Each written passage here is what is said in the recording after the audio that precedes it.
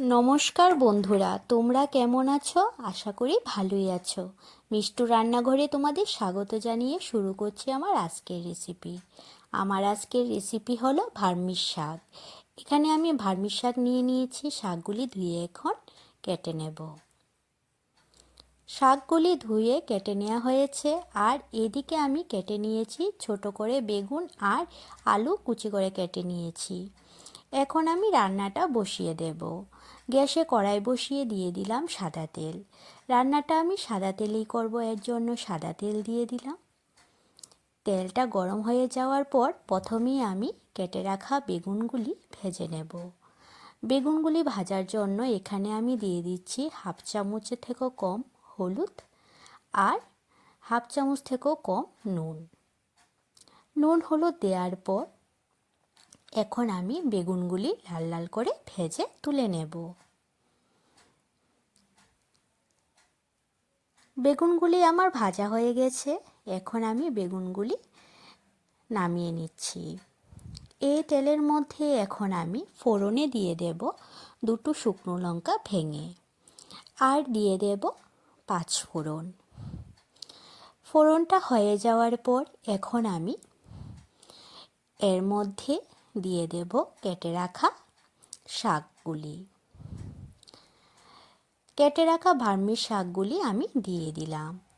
শাকগুলি দেওয়ার পর হালকা নেড়েচেড়ে তারপর এর মধ্যে আমি দিয়ে দেব কেটে রাখা আলুগুলি। কেটে রাখা আলুগুলি দেওয়ার পর এখন আমি এর মধ্যে দিয়ে দিচ্ছি পরিমাণ মতন নুন আর পরিমাণ মতন হলুদ। এখানে আমি হাফ চামচ হলুদ দিয়েছি আর হাফ চামচ নুন দিয়েছি। নুন হলুদ দেওয়ার পর এখন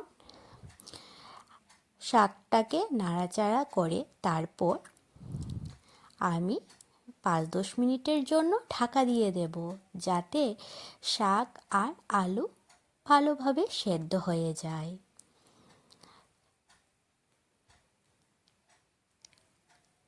এখন আমি শাকটা 10 মিনিটের জন্য ঢাকা দিয়ে দিচ্ছি।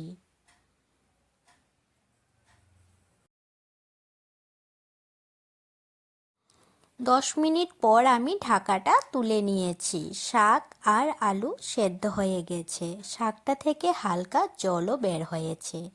এখন আমি শাকটা নাড়াচাড়া করে তারপর এই শাকের মধ্যে দিয়ে দেব আগে থেকে ভেজে রাখা বেগুনগুলি।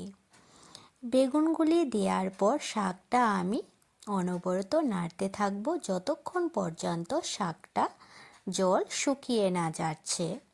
ভার্মিস শাকটা প্রায় হয়ে এসেছে। এখন আমি স্বাদের জন্য দিয়ে দেব সামান্য চিনি। চিনিটা তোমরা না চাইলে নাও দিতে পারো। আর দিয়ে দেব সামান্য ঘি। চিনি আর ঘি দেওয়ার পর চিনি আর ঘিটা শাকটার সাথে মিশিয়ে নেব।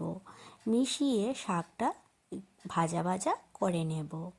তারপর শাকটা নামিয়ে নেব। ভার্মিস শাক এইভাবে রান্না করলে খেতে খুব ভালো লাগে।